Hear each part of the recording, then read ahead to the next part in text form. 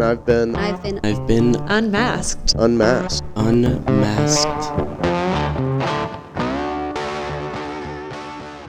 It's my first podcast experience. Is it really? Yeah.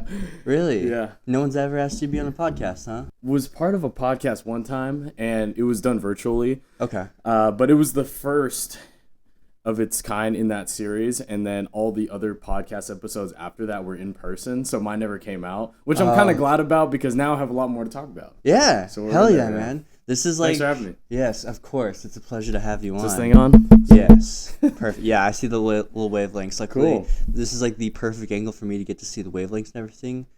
So far, this is the highest end production one that we've ever done. Usually it's a very, I don't want to say low end production, but you being a videographer and stuff yourself definitely helps a lot with making this a higher end production type of thing, with having different angles and kind of just having a lot more to deal with. So I'm excited to see how this one ends up turning out for Absolutely, sure. man. Let's have some fun. Absolutely. So it's Mitch, right? Yes, sir. Mitch. Mitch, Perfect. Mitchell. Just depends who I'm talking to. Yeah? Yeah. What should I call you? Mitch is cool. Mitch? Yeah. This, Okay. I would say this is more of like a casual bro conversation. So, you know, if I'm out networking or meeting people and it's a little bit more formal, I go, hi, nice to meet you. Mitchell, nice to meet Mitchell. you. Yep. Okay, cool. So Mitch, we don't really know a lot about each other before this. We met through a mutual friend and kind of got in contact that way. She knows the kind of person that I like to have on, which is entrepreneurs and artists. And you seem to very much fall into those categories. I'm not completely sure how. This is definitely a lot more of first interaction. There's not a whole lot of initial research done behind your story or about who you are. A lot of this is kind of on the fly. Yes, it is on the fly, but that's how I like it. Yeah, honestly, I like those kinds of like a little bit more on the fly types of things. So with that being said, go ahead and give the audience a little bit of a backstory of who you are, what you do, a little elevator speech, if you will, on just possible accolades, accomplishments, just who Mitch is. Wow, that's a loaded question, brother. So, for those who don't know me, my name is Mitch. My video production company is called Winning Streak Media. Okay. I'm originally from Seattle, Washington. I'm 28 years old. I started working as a videographer professionally 2015, so almost a decade now. But I knew being a creative was always something that I wanted to do. Ever since I was a little kid, just messing with my parents' cameras, 7, 8 years old, before I even knew how to edit videos together, right? I was just uploading the raw clips, doing little funny skits and skateboarding videos, dirt bike stuff.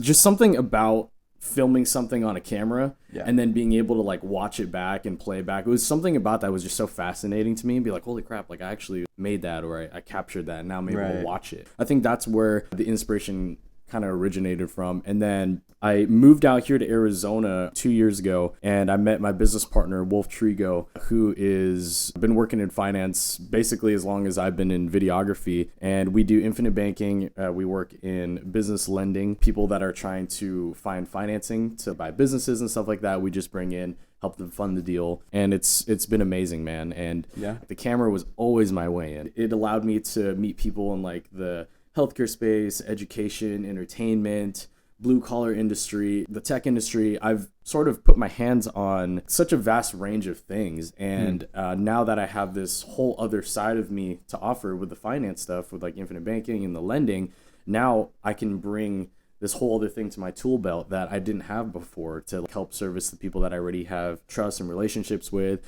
And so it was kind of like a full circle moment. And I'm just like, damn, like I wish I started working on this sooner, but it was just one of those things where you can't really compare your timeline to anybody else's, right? 22, 23-year-old kid whipping R8s and like Rolls Royces and stuff. You're just like, what the hell am I doing wrong? Like, I'm almost 30 years old. Why don't I have an exotic yet? Why don't I have this yet? When I first moved out here, I tried to fit myself into that mold, right? I bought myself a Rolex. I got a new car and stuff like that just to kind of keep up with the Joneses. But it definitely did something to me mentally, because this is like my people. And I realized that there's a lot of wealthier people per capita out here, and like in the Scottsdale area especially, right? Okay. I would say the median income is probably 150, 200,000 and up, right? Because the cost of living obviously in Scottsdale is a lot higher. A lot of these kids, they grew up with wealthier families, and so obviously like the wealthy, they teach their kids earlier on wealthy people stuff, right? And so me growing up in middle class, my parents, hardworking people, they were trying to give me the blueprint that their parents gave them for success. To go to college, my mom was a nurse, typical Filipina stuff, right? Yeah. And so she tried to get me into nursing. And so I'm glad that my sister took a stab at it. She got licensed to be a CNA. Now she's an esthetician, following her dreams of becoming a business owner now. And so super stoked for her. Hell yeah. Just knowing that she's going for it. I think we get our entrepreneurial side from my grandmother. My grandmother passed when I was very young, but my mom, she always had a business mind, and she always wanted to try something in business. And she's still wanting to do that, even though she's been a nurse for so long. She's comfortable doing that, but she just never took the chance to go for it. But my grandmother, she always had her own little clothing boutiques and stuff like that, and little side businesses. And so I think that got passed on to us. And so now I'm kind of carrying the torch, and I'm literally, besides my sister now, we're the only people that went into business or entrepreneurs in our entire family, because really? my especially my dad's side in Seattle, they're all very educated, doctorates, nutritionists, and I love them, but it's hard for me to relate to them. I'm sure they're making very good livings for themselves, but at the end of the day, I know exactly where I'm supposed to be and where I find the most fulfillment in. And I've tried working the 9-to-5s, I've tried working corporate fields, and even worked in factories. Every time I did that, I felt like a caged animal. You know what I mean? I was like, I do not belong here. More. And that's why I just never lasted at jobs. It just irked my soul, and I would just not show up one day. Yeah. You know what I mean? And just try to figure out this whole business thing. So it's been a while since I've worked a quote unquote job.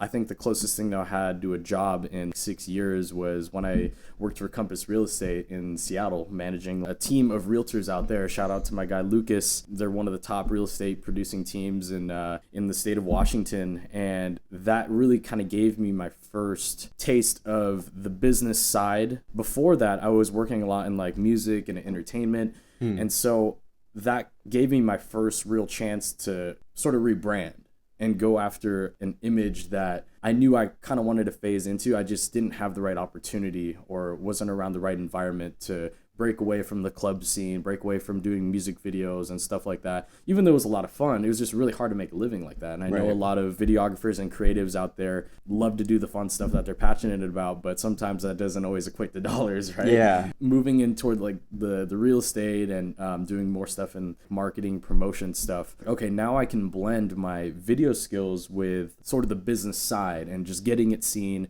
having that convert for my clients so that they can end up making money. So it's wow, that was really worth the investment. That's the approach that I take with the video side now. And on top of the finance stuff that I do, I still have my video production business. Yeah. And I've been running this exact business, Winning Streak Media, for almost 3 years. But before that, I worked with a partner. His name is Dustin. He started a company. It was called One Take Studios. That was my first, I guess, opportunity to really just build something with somebody and have fun doing it. Me personally, I didn't think that we were headed in the same direction. I still got love for the guy, and shout out to Dustin. I appreciate you, brother. But I knew I had to expand and do something different because I just wasn't moving how I wanted to move. I wasn't around the environment that I needed to be in order for me to expand my consciousness, expand my awareness, and just be around other people that are more driven than me. I would say I'm inherently lazy. I think we all are to a certain extent. Yeah, I know there's an anomaly of people out there that are just born just dogs, and they wake up and they're just let's go. Dave Goggins, we're looking at you. Oh man, yeah, David Goggins is at the top of the food chain like that. I would say that him and Wes Watson, who I've had the pleasure of spending some time with, they are the epitome of just pure savagery. I freaking have so much respect for those guys. But as for me, I wasn't built like that naturally. And so it was really refreshing for me to just be around other high performers. If you hang out with 4 ballers, you're going to be the 5th. If you hang out with 4 losers, you're going to be the 5th. Right. So environment for me was everything. And even though I was doing okay, I just knew that there was so much more that I wanted to tap into. And part of the reason why I wanted to get out of Washington State was to just see what I was made of and see what the potential lies on the other side. So I had an opportunity to move out here to the Scottsdale area a couple of years ago with a buddy. The second that he told me that, he's like, hey, do you want to move to Scottsdale? And this was in the height of the pandemic, right? Everything was closing down. Of course, Washington State tends to lean a little bit more liberal, and so people were just like going crazy about the mask, and I was still working the entire time. I didn't stop. Yeah, a lot of people hunkered down and they stayed indoors. I was still shooting. I was still meeting with people. People were probably thinking, this guy's freaking reckless. This guy's a super spreader. What kind of jobs were you able to get during the pandemic? A lot of like independent work. So like working with artists, editorial work, especially with Lucas's team. We used that time to really just outlast the competition, right? Because there was a lot of people that were just straight up scared to even coming into the office. Right. They had cameras at our office, and so they would see if we were like wearing masks, and sometimes we would get in trouble, right? Because like we weren't wearing masks, like walking around the office and stuff like that. So in order for us to kind of abide by the rules, we were okay inside of our own private office, but like walking around stuff, they made sure that we were wearing masks and stuff like that. And so just being around those people during that time was also cool because they didn't skip a beat either. Yeah. And so I'm like, why am I going to just stop and just hunker down? You know what I mean? We were still going out to businesses, interviewing business owners that were struggling, just giving them free videos. Be like, hey, like, let's do a business spotlight. Let's see how you guys have been adjusting to, as a restaurant, being only able to cater to people that want to get takeout or outside seating, whatever it was, right? Like just giving people some sort of lifeline. Be like, hey, we're still here. We're trying to stay afloat like everybody else. Please support us. Fuck the fast food chains. They're not going anywhere, right? Like, we need help. Give us the love. You know what I mean? It was really cool to offer my services to people like that with the real estate team to just give the people the exposure that they needed. A lot of businesses in Seattle especially closed their doors, and they haven't opened back since. So it was really refreshing when I moved out here, because when I first got here, it was like March 2 years ago. During that time, obviously, it's beautiful outside. It's like solid 75, 80 degree days every day, and everything's open. Businesses were like, come on in, we want your business, and people were going to networking events and all this and that, and I was like, dude, these are my people. And when I first got here, right, I would go out to the clubs and stuff just to get used to the scene, check it out. There was maybe like a 3 or 4 week period where you could still go into like the clubs in Old Town, let's say, but you had to like stay seated at your section. You couldn't even stand up at your table, which was weird. They treaded a very fine line to like stay open. Yeah. But literally the day that they lifted that ban, it was just all hell broke loose. The pandemic didn't even exist after like the next day once they lifted the ban. So that was pretty funny. But I actually did get COVID. Not here, actually. It was in Miami in 2021. Did like a trip to Mexico, did a job out there, and then I went to Miami for a crypto convention called DecentralCon. I ended up staying in Miami for like almost a month because I loved it so much. I didn't want to leave. Yeah. And towards the tail end of my trip, got sick, and I knew it was COVID. I didn't like lose my sense of smell or taste or anything like that, but I was like in bed for like the last 2 days. Sat in the hot shower at the hotel for like an hour. I kid you not. And then once I felt a little bit better, I booked a flight home, went back home, and then literally I was only sick for maybe like 3 days, and then by the 4th, 5th day I was like boxing, and it wasn't bad for me either. I caught it I think 2021, like early 2021 I caught it, but it literally hit me for like 3 days, and then after that I was fine. But the job that I had was like, no, you still got to stay home for 2 weeks and stuff. And unfortunately, when I caught it, that was towards the tail end to where companies weren't obligated to pay you for 2 weeks of sick time. So I had to use my own PTO and stay home for 2 weeks. And I was like, great, so I'm using 2 weeks of PTO because I have to, but I don't get to use it for anything fun. I just have to stay home and do this or do that. I'm like, this is bullshit, because I couldn't just go on vacation. I still had to work. I just had to work from home because it was like a regular like computer job. So they're like, yeah, just work from home or whatever, or here's some PTO stuff. And I'm like, bro, like I caught it like the worst possible time to catch it. Man. What a crazy era that was, right? Now, like, fast forward 3 years later, it's frozen in time almost. Yeah. It was a time where you basically sat at home and got fat and did nothing with your life, and you lost a year. Yeah. Or for a lot of people, especially the ones that were entrepreneurs that kept going, 2020 was one of the best years in business for a lot of people. Yeah, I know. I've seen some entrepreneurs that I'm like, oh, like, tell me about your story and stuff. Like, 2020 is when I launched it, and then, like, towards the end is when I got this inspiration or this jump to do this. And I'm like, I wasn't at all in that mindset in 2020. I was peak depression, peak just staying in bed, not really doing a whole lot because I couldn't really do a whole lot. So it was really interesting to see how different people reacted to the pandemic in different ways. And you were out here in Arizona? Yeah. So I moved out to Arizona, to Phoenix in August of 2020. So peak COVID time, not a whole lot going on. I did go to a nightclub. I had a friend invite me out to Old Town Scottsdale during all of it, and so it was like some IT guy. He got paid like stupid amounts, and so he would go rent one of those VIP tables in Old Town. And I was like, okay, yeah, we'll see how it goes. Like, I'm kind of curious. I haven't been to a nightclub since the pandemic started, so I'm kind of curious how this is all gonna go. And then we go, and like there's this like little VIP table that we're sitting at, and I'm like, okay, is there like dancing or anything? I was like, no, you just sit here and just do this. I'm like, we literally just sit here, listen to some DJ play music, and just resist the temptation to go on a dance floor and shake our ass. Like, what's the point of even being here? And I was kind of talking to the guy who runs the table. Strange yeah, times. I was like, so I hope that like you're not paying. And he's like, no, I'm still paying like $600 to $800 for this table. I'm like, bro, still paying normal prices. I'm like, you're paying that much for just sitting here. And the table behind us, like some of the girls were starting to stand up and dance, and the bouncers literally had to go up, no, sit down. And I'm like, who, like, why? Like, what kind of status symbol do you have to try to portray to pay nearly $1,000 to sit at a table drinking bullshit liquor? Like, I'm sorry, overpriced bullshit liquor. Yeah, I was like, this is just like, I mean, congrats to the bar for being able to make money for doing this, but the people that are actually paying for this, I'm sorry, but just in a financial way, you're an idiot. You're an idiot for just doing that. I mean, we can't dance, we can't have a good time. Yeah. It's literally just an overpaid, like, dive bar that we're just sitting at. Just be like, Dude, oh, that's a good way to think about it. I was just man. like, this is bullshit, bro. Like, I think I stayed there for like an hour until I'm like, nah. And I just like, I left home. I was like, this is it was not weird, my right? scene. Yeah. Think about this though, Alex. A lot of people, especially the ones that made a shit ton of money during like the pandemic. I have this one buddy in LA who made probably 7 figures selling COVID test kits. Are you serious? Yeah. Like And, wholesale or just like he made his own? I think probably wholesale. I don't know. And then like he eventually opened up a side of the business where he would have nurses go and test people. Really? Go to their home and test people, right? And he turned that into a money-making machine. And so there was a lot of people that made a lot of money during that time. And guess what they want to do? They want to celebrate. They want to go to the club. That's They true. want to drop a fucking bag. You know what I mean?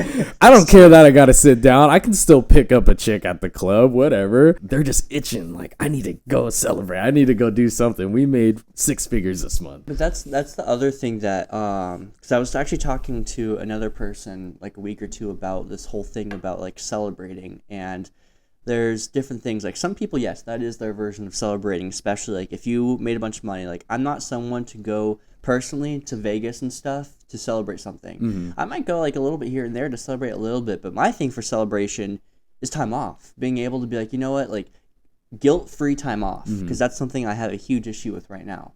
I have the biggest issue with confidently giving myself a couple days off without feeling like I'm not being productive enough or anything like that. So for me, that celebration is a little vacation out to like the beach or something, just chilling. Not at nightclubs. Doing shit. Not at nightclubs, like guilt-free relaxation. That's my version of like celebrating. And so that kind of gets to a point where it's like those people that do make those bags and bags, is that actually their way of celebrating, or is that just them trying to portray a symbol of status of like, I can do this because I did it? Because if you actually ask them like, hey, is this actually like hitting that satisfaction button for you? Is this actually hitting that success celebration button? Or is this something that like, hey, I made a bunch of money and first thing I want to do is tell a bunch of people. Yeah. I don't give a shit about anything else other than telling other people that I can made do a bunch this of right money. now, but you can't. Exactly. So Yeah. it's like, where does that line come in of like, are they actually celebrating for a personal celebration, for a personal gratification? Or are they celebrating in that way just to be able to tell people, I told you so, or just to be able to go and rub it in other people's faces? So it's kind of like that fine line between like what is actual celebration to them. And that's one of the reasons why, like, especially in Old Town, I don't really go to many nightclubs down there because 90% of the people down there are like that. Like, you're not going to meet billionaires and stuff that are going to be in Old Town Scottsdale partying at these nightclubs unless they are there for, like, a specific reason. Yeah. Like, one of their favorite artists is there, or, like, they're VIP for one of their favorite artists. Right. Or something like Or that. they're like, working, they're taking clients out or something like that. Yeah, it's their nightclub, and so they're doing that. Like, it's a business meeting. Right. The average, like, It's billionaire a and stuff- business expense. Yeah, exactly. It's right off. This bottle service is right off. Yeah, that $600 tequila is a business expense. There you go. Yeah. But I think it's relative though, who the person is, because it's not like one size fits all, right? You have to think about it. And by the way, I am in no way, shape, or form a Old Town Scottsdale club rat. I got that out of my system like the first month out here. Now it's the same thing over and over again. Like even when I have friends that are coming to visit me, they're like, "Yo, we're going to Bottle Blonde tonight. Meet us at Custom." I'm like, I'll go to dinner with you guys before, or I'll do brunch, or let's go hit Topgolf, or something like that. But you guys can go to the club. I've been there, done the same thing. There's nothing there for me. Every time. There's what you would like to call a lot of the $30,000 millionaires out there that are just running up their parents' Amex. And there's also like the big scene of guys where maybe they worked their entire life and maybe they are in their late 30s, early 40s, and then they're like, finally, now I can actually afford to do the stuff that I wasn't able to in my 20s. So now I can buy the lifestyle, I can buy the tables, I can buy the cars, the toys, and that attracts the women. And holy shit, like now I'm able to do all this stuff that I always wanted to do. It just really depends like who it is. But even that, I feel like you have to go through a certain period of your life. So there's another podcast I listened to with Dax Shepard. He's an actor, big guy married to Kristen Bell. And he mentions on his podcast a lot of the time that he had to go through a thing of making a ton of money, being able to buy literally everything he could have. But then after he bought all that stuff, he realized that it didn't do shit for him. He was still just as depressed and stuff. It was more of just like, yeah, I did it because I was able to, but it didn't actually hit a satisfaction button. And so for those other guys, that's where that whole, I feel like, kind of misconception of like, just because you can do it doesn't mean you should. Like I come from a background of not like bottom of the food chain financially. I didn't have a whole lot at all growing up. And so the first thing I wanted to do when I was 18, 19, 20 on my own is save up as much money, buy the Rolexes, buy the Lambos, buy this, buy that, buy this. But then after a while, I'm like, okay, cool, I have the thing, now what? Like, it's always chasing that next thing. Nothing is ever going to be enough for you. You can buy that one thing, but then you're happy for what, a week?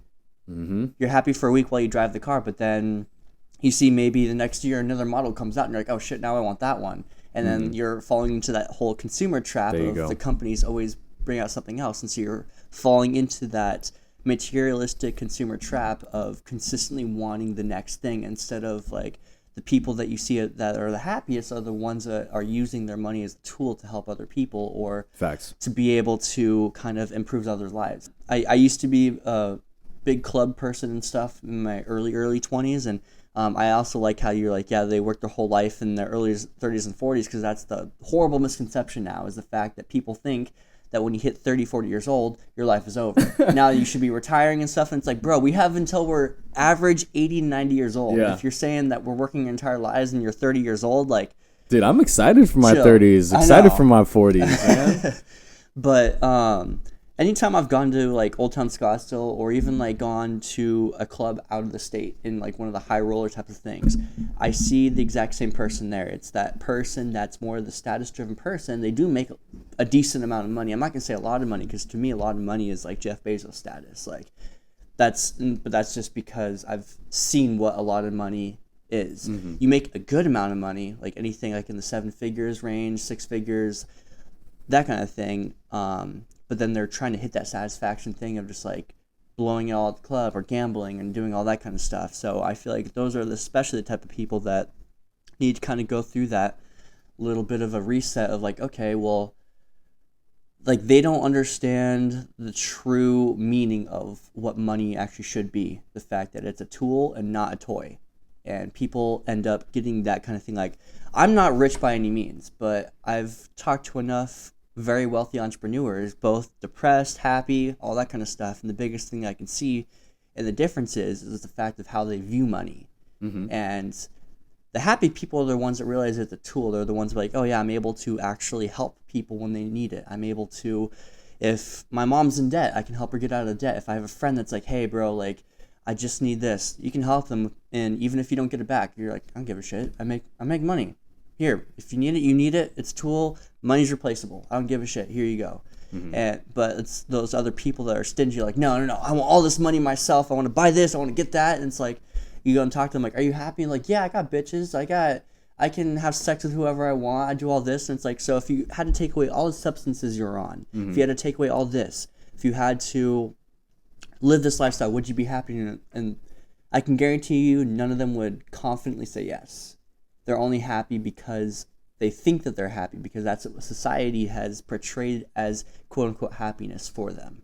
100%. That's just like the way I kind of think about it. That's why I don't like to go to like those Old Town Scottsdale things, because I'm like, none of these guys are here happy. I know the agenda with everybody here. Mm-hmm. It's not hard to see the agenda. You see a guy that's wearing fucking more gold jewelry than he can stand up with, more diamonds that's in his bank account, with Gucci and Prada and all this kind of shit. I'm like, I know exactly what your agenda here is. And that's not what my agenda is. I don't want to have an agenda of chasing money. That's very true, man. When you chase material things, you're always going to be looking for the next one, and the next car, the next watch. I don't even wear watches anymore, really. I'm a simple guy. If you can use your money as a tool to do things that are a lot more fulfilling. Obviously, when you do have money, you're going to have a lot of people asking for help just naturally, because they need a savior. I was out on a retreat over in Flagstaff with my men's group. My hometown. Oh, right on, dude. We had a great time out there. Shout out to Middle Finger Mantras. It's an amazing men's group that I'm a part of. I just produced their recap from the weekend, so I'll probably share that on my Instagram. You guys can go ahead and check out their page, Middle Finger Mantras on Instagram. But one of the guys in there, he said, if somebody asks you for help, right, in terms of money, and you genuinely care about them and you want to like help them, then help them. Don't ask for any of that to come back, right? Because if somebody is asking you for money to pay off bills, they're not going to be set up in a way to where they're going to be all of a sudden up and now they can pay you back. If you want to help them and you want to keep them in your life, then help them. But if it's somebody that you don't really care to keep them around and they ask you for money, give them the money, but just be like, okay, cool, awesome. Don't ever call me again. Like, I'm gonna help you, right? But don't call me back. Right. Like, I don't mind if you don't call me back. Don't tell me you're gonna pay me back and you're gonna. It's like, no, dude. Like, here's the money.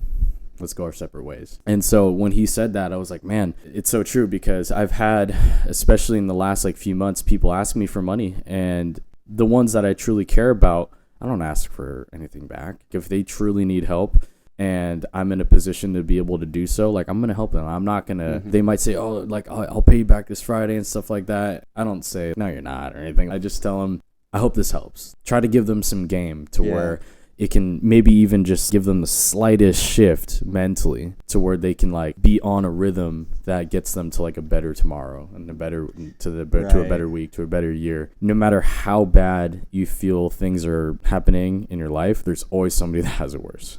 100 times worse.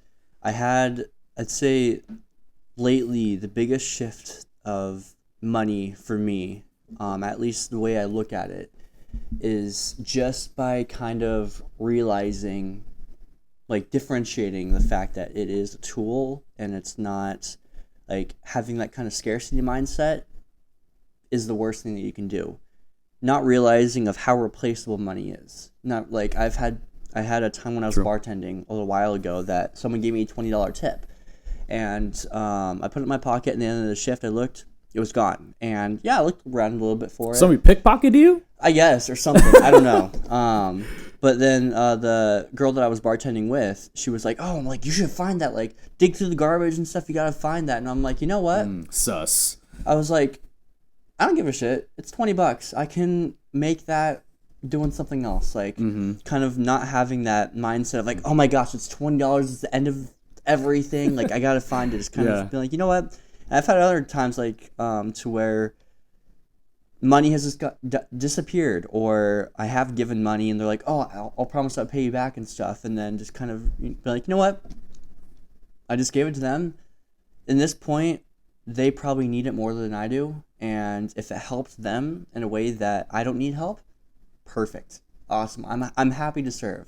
My purpose on this world is to serve others and to improve the lives of other people. And if that means I give an excess of a tool away to somebody else that could use it in a better way than I can at that moment, awesome. I know that if I really need it, I'll work hard and get it back. It's a replaceable thing. Like, time is not replaceable. Money is replaceable. Bingo. I don't care who you talk to and stuff. It goes up, it goes down. Values of everything fluctuate. Money is replaceable. Obviously, like, if you lose $1 million, that's gonna be a lot harder to replace than $10. But either way, at some point in time, it is replaceable. And having that kind of mentality for me Even though I'm not financially like rich or anything, it's given me such a peace looking at money, being like, you know what? Like the other day, a credit card payment came out that I wasn't expecting, and at first I was like, "Oh shit, I wasn't expecting that. Wasn't in the thing." I'm like, you know what? Okay, so what? I'll work harder. I have a couple weeks until my next bill. Boom. I'll replace it in the account. I mean, there's a lot of different ways to make money and stuff, and it forces you almost to be more resourceful in certain instances, and I get very thankful in those instances because I'm like, if I didn't lose that money, I wouldn't have made myself as resourceful and a way to get more money in other instances. But now, because I had to be that resourceful, I know that the amount of money that I make is more in my control. I can't just sit around being like, oh man, I'm poor and all that kind of stuff, kind of doing like a self-fulfilling prophecy and stuff, sitting on my phone, be like, you know what, I'm poor and there's nothing I can do about it. Instead, I have the thing like, you know what, okay, what are some independent contractor jobs that I can do on the side? What are some websites that I can hop on? Like, I'm going to tirelessly utilize every single resource that I can find, do everything. Like, you know, you never know which opportunity is going to lead to another. Obviously, there's a lot of bullshit opportunities. There's a lot of pyramid schemes, a lot of bullshit people that are going to feed you into all this other kind of stuff. But digging through the haystack, you might be able to find that one needle that's actually going to help and stuff. And so being able to really exhaust every resource you can, it's given me such a guilt-free type of mentality when it comes to money. But it's the abundance mindset over scarcity. It's so true, man. It's very powerful stuff, because when you give without asking for anything in return, something happens energetically around you. Other people might not see it or see what you're doing behind closed doors. It's the things that you do when nobody's looking that counts the most. God's watching. I used to think in like a scarcity mindset all the time. That's when I usually found myself in the hardest pinch. Right. Because I was just like trying to fend for myself, trying to count every cent. As soon as I just flipped my mentality into like an abundance mindset, things started to change around me. The way people treated me, the way opportunities flowed my way because of the energy that I put out, the way that God just blessed me because I was giving without expecting anything in return. You know, we're kind of going into the astral realm here, but the power of manifestation is real. The power of abundance and the abundance mindset is real. Exactly, because it can work both ways. That's one thing that I have to preface, because there's too many people that are like, oh, if I just constantly say like, I'm gonna be rich, I'm gonna be rich, I'm gonna be rich, but you don't create the avenue to become rich.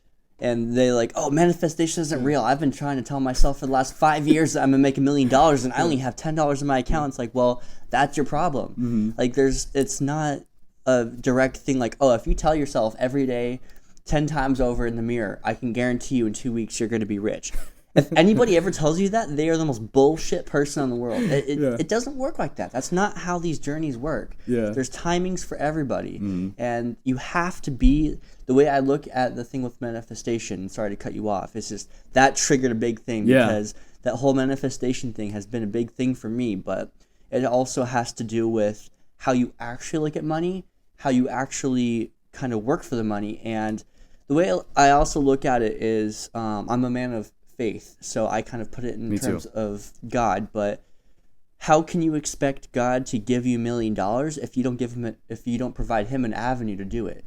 So if you're an entrepreneur and you're doing this and you're doing that, eventually, if you write it out, you probably will. It's just a matter of time. Like, and you can't be like, oh, I'm going to give myself until 2 weeks from today to make $1 million, and if it doesn't work out, then it's it might take a little bit longer. There's some companies that do become successful overnight, but then there's other companies that it takes years until they finally get their break thing. But because they put in so many reps, it's like boom, they have that. But at the same time, 10-year overnight success. Exactly. Right? For us, it might seem like it happened overnight, but you never know what those CEOs did. They might have chopped wood for 8, 9, 10 years. Exactly. And so you never know. I just hate that like success. Everybody has to have the same timeline, and manifestation doesn't work.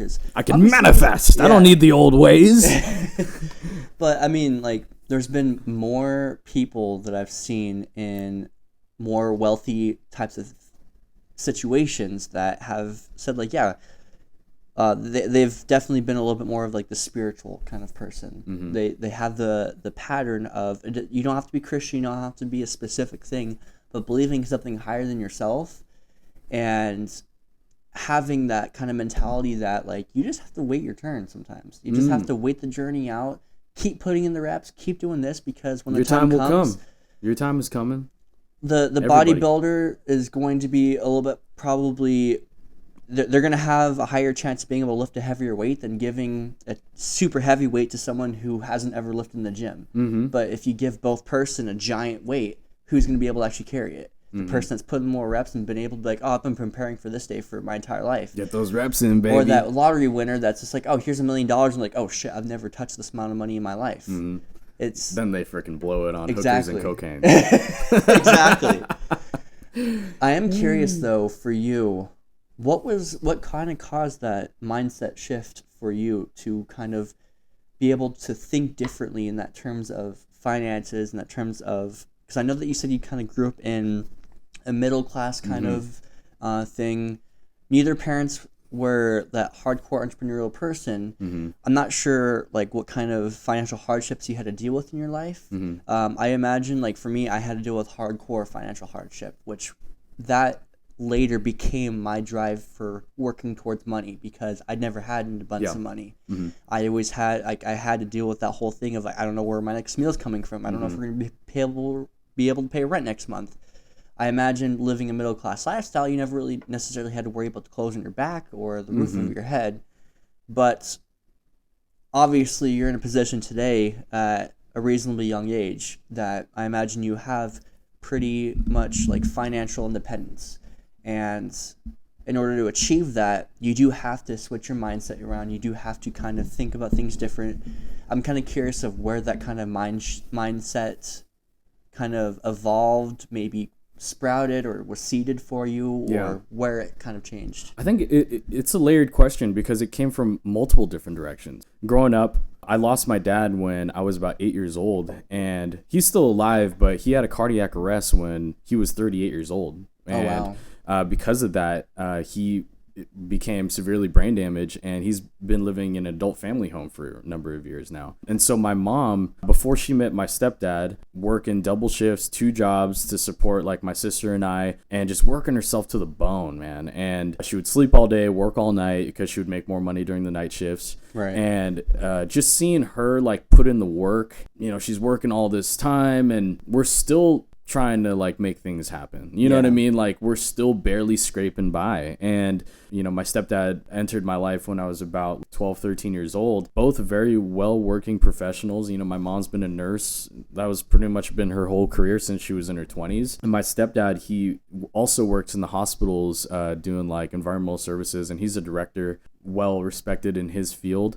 But they're not rich. They're still working. They might take their 1 or 2 trips a year. I'm trying to like build something to where they never have to work again. Yeah. And they're good because they deserve it, especially my mom. I have a very soft spot for my mom, and you know, I'm a mama's boy for sure. But growing up, I was kind of the black sheep of the family. I was always the one to like take the risk and to go against the grain. Just had this delusional confidence that I was going to like make something of myself when I had no plan at all. When I first left the house, I was about like 18, 19 years old, and it wasn't in good terms. I left home the first time not in good terms with my parents. A year-long stint where like I was even homeless, living in my car for like a few months. And so Really? yeah, and just like trying to make something happen. And then thank God like I met some other guys that we all got a house together, and like they were into photography. Damn, if they can do it, I can do it. Like I do video, I can bring something to the table, or like do the same thing and try to support myself that way. And that was kind of when that journey started. Just a collection of things happened in order for me to get into the abundance mindset. Me having failed intimate relationships with women, to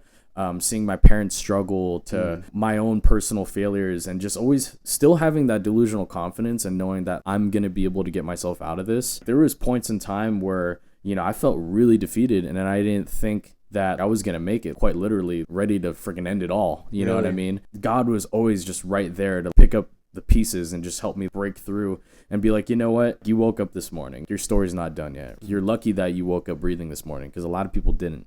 And so just knowing that my story is still being written, and just putting that responsibility onto myself, and that goal that just keeps me driven, is I'm going to be the first generation millionaire in my entire family. and I'm going to set up future generations for forever. That's the goal. If I can instill something to like even my younger sister and my step siblings, to just show them there's another way to go about this life. I went through all of those trials and tribulations basically on my own with no guidance. Right. So I can teach you guys how to avoid those types of things, how you can expedite the process. And then eventually when I have kids one day, give them that roadmap so that whatever goals that they have, you know, start a business or chase your passion, I'm going to be with you to give you guidance and support you.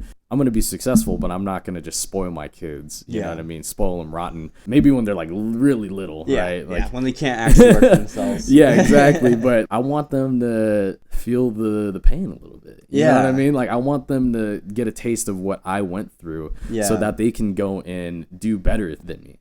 And it's crazy too now, like I'm even thinking about that. I do eventually want to become a dad one day, and I think that would be really awesome. But I'm always thinking like long term, like what's next? How can I shift my present reality now so I can gift that to other people? Like even right now, talking about abundance mindset, my business partner and I, we're creating a free course on what we do in the finance space for people that are prospective clients or people that are licensed and they want to learn how we do things. Like we're just giving that for free. Eventually it's going to turn into leads because, you know, we're licensed and we can write up these policies and they already have that established line of trust with us. A lot of the top producers out there, dude, they're giving game for free. Hormozy, recently got to meet Andy Elliott. Those guys, think what you want about them. They were giving game for free on YouTube. They blew up because they were giving value first, right? They weren't charging exuberant amounts for their coaching like right away. If you can just double down on giving the value up front, especially when you're getting going, I think that is super important. And that is living in an abundance. I could charge for all this knowledge. I could charge to like mentor people. I've had a lot of people say, dude, can you mentor me? You know, in this and that. I'll send them a quick like voice message and be like, try this, and this, and this. You know, let me know how it goes. I get a bunch of DMs all the time. People ask me to mentor them. And right now, I think it's the best use of my time is to just give them as much as I can through DMs. I love it when people say, thank you so much for giving me that piece of advice or telling me step by step what I needed to do or give me that list of gear or whatever it is. I think the most fulfilling thing about being a business owner or an entrepreneur is people telling you with full conviction that you've done something to like change their life for the better. It's the serving people mentality. You can't buy that, dude. That's where the actual happiness and fulfillment comes from, is being able to sit and confidently say that you've improved someone else's life. 100%. That's like, and I don't care if you are a man of faith or anything, like it is literally proven that just serving others and putting someone else above yourself in that kind of aspect and just not being that kind of like selfish mindset is what does lead to that more fulfillment. Like the happiest billionaires are the ones who give back the most. I hate to kind of jump on the bandwagon with all this, but like Mr. Beast, he is highly successful in what he does, not because he's one of those YouTubers that just was like, oh, I'm gonna do some bullshit prank thing and do some staged bullshit. Like those are the YouTubers that are very temporary. They might gain a lot of subscribers or likes in that moment.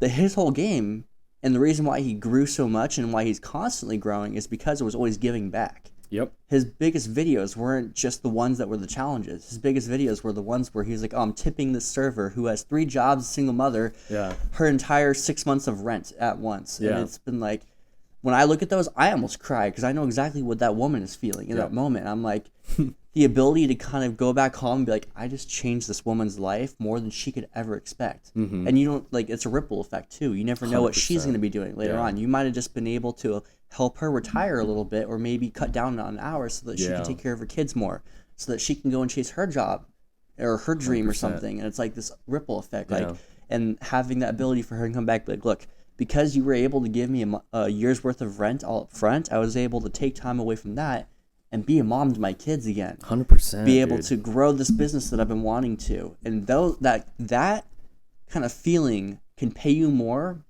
than any amount of money. I don't care what you say. You can offer someone like, if it's having a feeling like that or having $1 billion, yeah, there's a lot you can do with $1 billion. But that kind of feeling is the best kind of repayment there is. And when you were kind of talking about those kind of low points, I am I'm curious because I've been through those low points myself. I've been through, not technically homeless. I mean, I've been homeless before with my mom, but in those kind of low points, I know it seems like there's just no light at the end of the tunnel. That everything's over. You don't have any direction.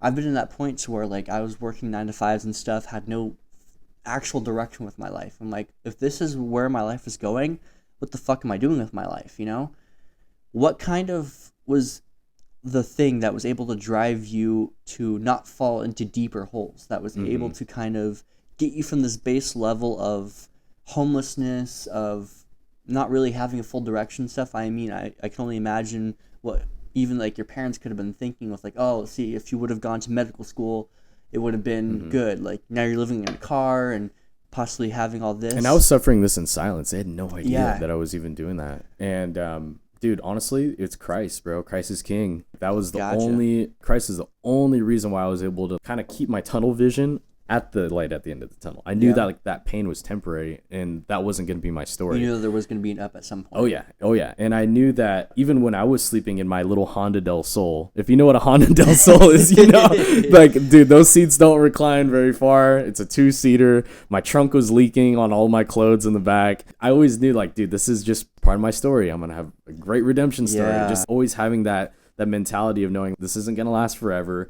And as long as I keep living on my journey and knowing that like good times are coming, again, still in the abundance mindset. And at the time I was actually homeless with a buddy because we got kicked out of his mom's house because he was growing weed in his closet. And so that's kind of how that started. Oh, no. I hope you're doing okay now, Brady. I hope you're doing good.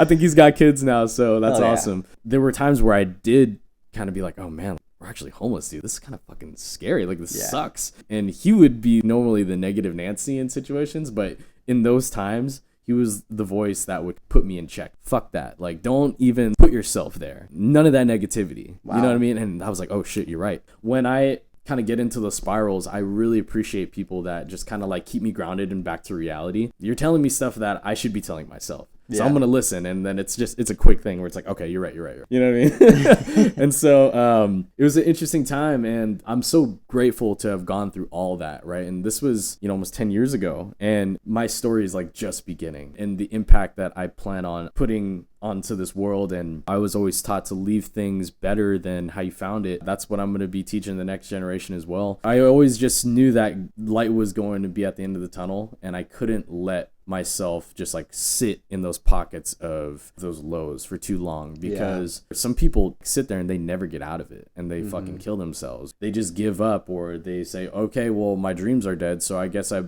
better just like drink my life away, or I don't need a house, heroin's good enough. I didn't think for a second that I wasn't going to get out of that situation.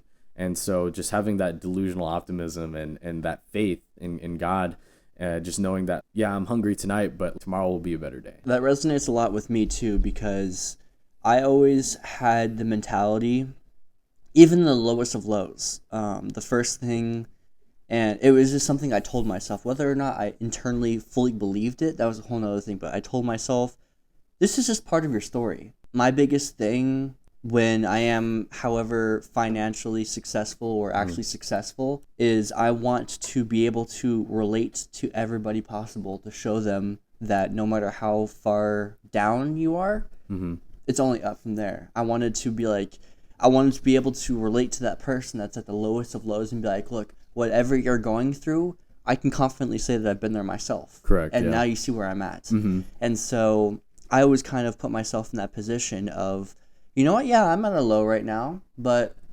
what goes down must come back up. Yep. That's just how it's going to go. And so always kind of putting myself in that kind of mentality of, like, you know what, yeah, it's kind of shitty right now, but no matter what, everything is temporary. That was another thing that kind of like that whole saying really helped me a lot, just knowing that everything in life is temporary, whether it's for good or bad. You're going through a shitty time right now.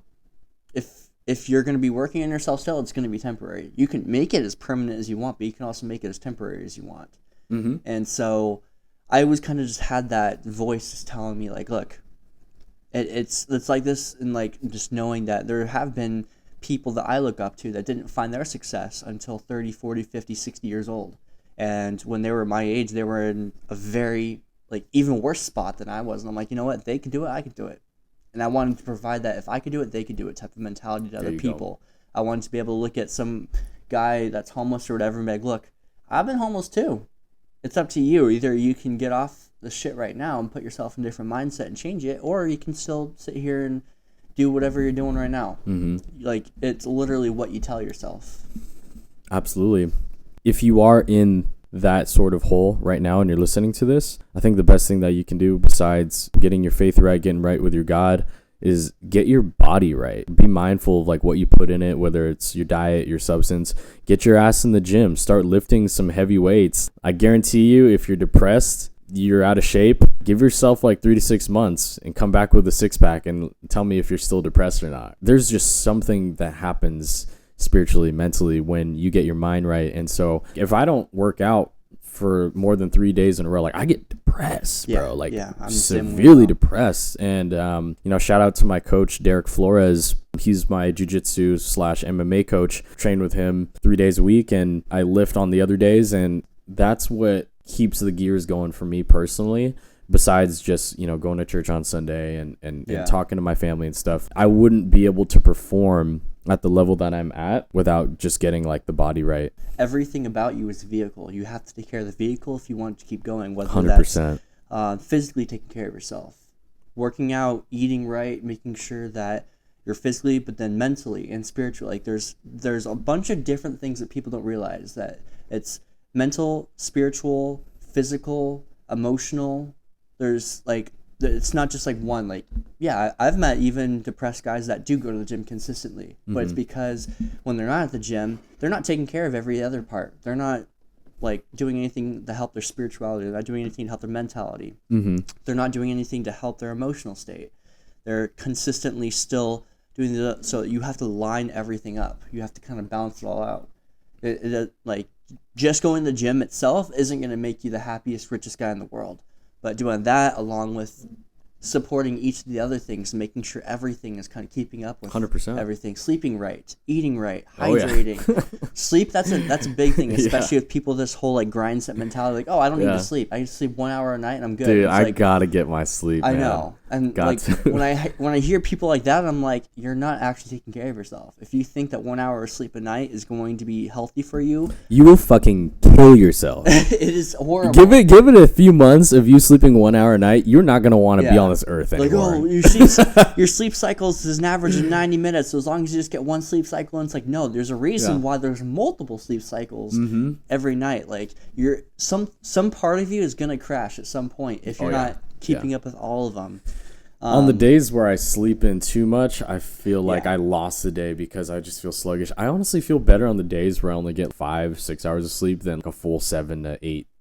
And that's just something you have to play with, though. Yeah. Like, you can't also listen to, like, oh, everybody needs 8 hours of sleep. There are some people, like, it depends on your genetics, and it depends on how you, like, for me, 6 to 7 hours is really good. If I sleep more than that, I feel sluggish. If I don't sleep enough, I feel sluggish. But it's like hitting that sweet spot of, like, that's true, knowing how much. Yeah, everybody's different, I guess. Like, I remember saying, I think Aman Ghazi says he sleeps 10 hours a night every night. Yeah.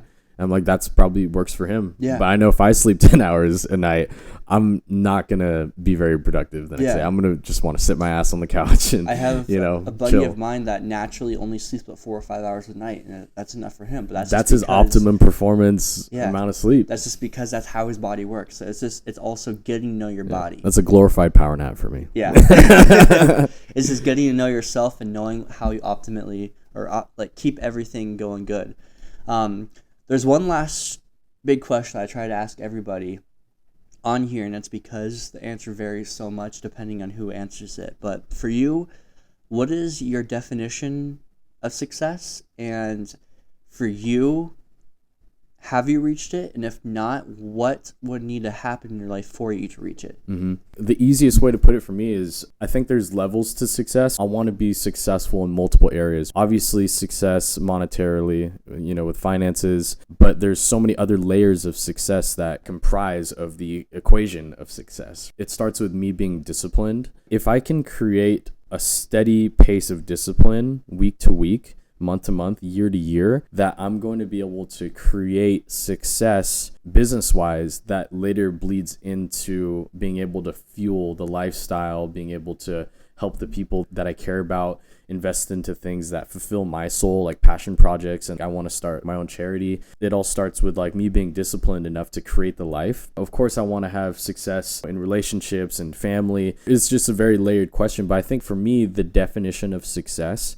being able to have the freedom to live the life that I want, wherever in the world I want, while still being able to make money while I sleep, so that I don't ever worry about money ever again, right? Like money's the last thing I want to like worry about. My mom needs help with something. Cool. It's whatever. I got it. How much money do you have? Like, I got enough. We're good. Don't even worry about it. Like, I got us. Like, you don't even need to work. Be my bookkeeper if you want. You know, I'll pay you $300,000 a year, right? Like, just being able to do that type of stuff, just because I know that money is a big deal for a lot of people. It's definitely a tool. I want to be at a level of success where I use that tool for good, and I do things that actually like fulfill my soul and like make me happy. And those things would be being able to travel where I want, make a difference, actually change people's lives. My buddy Billy said, like, if you change 100,000 lives, you can become a millionaire. If you change 1,000,000 lives, you can become a billionaire. What really is going to like propel everything is my ability to be a storyteller, conceptualize all these ideas, tell other people's stories, tell my story, to like send a chain reaction to like inspire other people, be better parents, a better man of faith, whatever it is in their life. Like, I just want to make an impact on people that last. If you put nothing but good energy out there, like, it'll come back to you. I like that.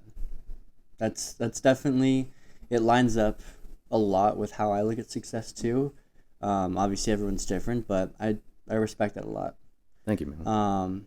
But I definitely appreciate, I know how much of a busy man you've got to be, especially with growing multiple different businesses and stuff. So I definitely appreciate you taking the time to come on here and share a little bit of wisdom.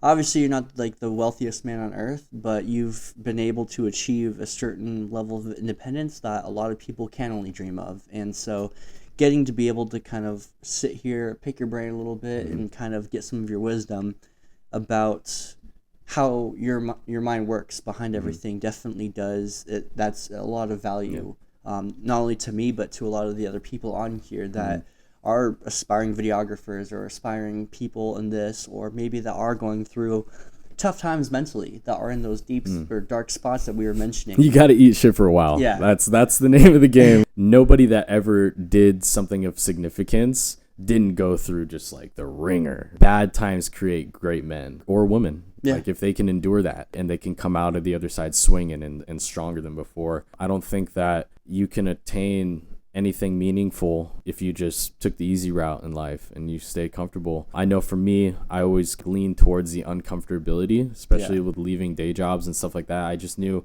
if I stayed there and I stayed comfortable, I would just feel like a cog in the big machine that is this life and this matrix that people feel so trapped in. I'm happy now that sort of like mentality of trying to break out of like the system and break out of the matrix is becoming more mainstream now, because there's so many people that are prisoners to it and they don't even know that they are. You can lead a horse to water, but you can't force them to drink. And we need blue collar workers. We need people that are building roads and building skyscrapers to like keep the world turning. I don't think it would be a very good world if everybody was an entrepreneur. Oh, no. Right. No. And some people just aren't built for it. And that's totally okay, because dude, if everybody was an entrepreneur in this world, it would be quite a chaotic place, I feel. Everybody has a place, and that's why I like to also emphasize that, yes, this is about entrepreneurs and artists, but it's not, I never want to put someone down or make anyone feel like they're being put down because they don't want to be an entrepreneur. Absolutely. Yeah. Or because they don't want to be an artist. They do 100%. Like, for me, if you are a 9-to-5er and you enjoy that stability, there is a lot of perks to a 9-to-5. There's a lot of perks to being a worker like that. And I was that way myself. Not everybody wears the same shoe.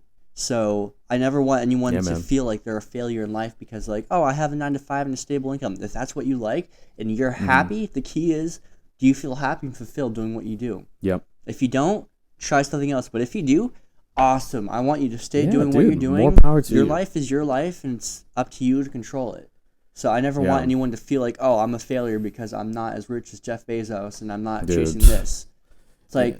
It's tough, man, because depression is such a a hard thing, depression, anxiety, people having panic attacks just because they feel they aren't equating to all this other fluff that people are putting out on social media. I feel like social media is very toxic, obviously, right? And people feel like, oh man, like I'm not giving my family the life that they deserve. Like, look at all these people on yachts and boats. It's all perception. A lot of these people, they might feel like they have the world in the palm of their hand, or they got the houses, they got the cars and all this and that, but like their kids hate them. You can never compare yourself to somebody. Or maybe like even their social circle. They've lost some of their closest friends because they care only about money. Exactly. So you never know what somebody's going through. On the outside, somebody can look like they have it all figured out and put together, but they're suffering and they don't know how to get themselves out of it. Or a lot of the times they don't have God in their life. And so they feel like, wow, I feel like a God because I can do anything I want. I can influence anybody I want. I can have any woman I want. And by the end of it, they're just like, holy shit, like I feel even emptier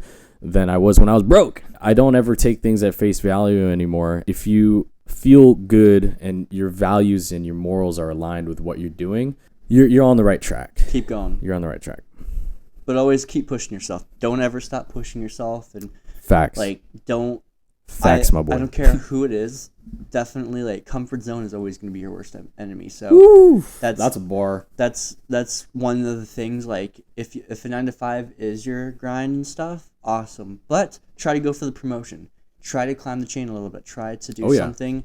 Stay out of the comfort zone, because that is where stagnant or stagnicity, or if that is a word. Stagnation. Is that a word? Stagnation. But that's where that is. That complacency of just being like, you know what, I'm fine. But that's also where it's like, now I don't have a purpose. Mm-hmm. So whatever you do, try to be the best at it, right? If you're flipping burgers, be the best damn burger flipper ever. I want you better than SpongeBob. You got to be killing it.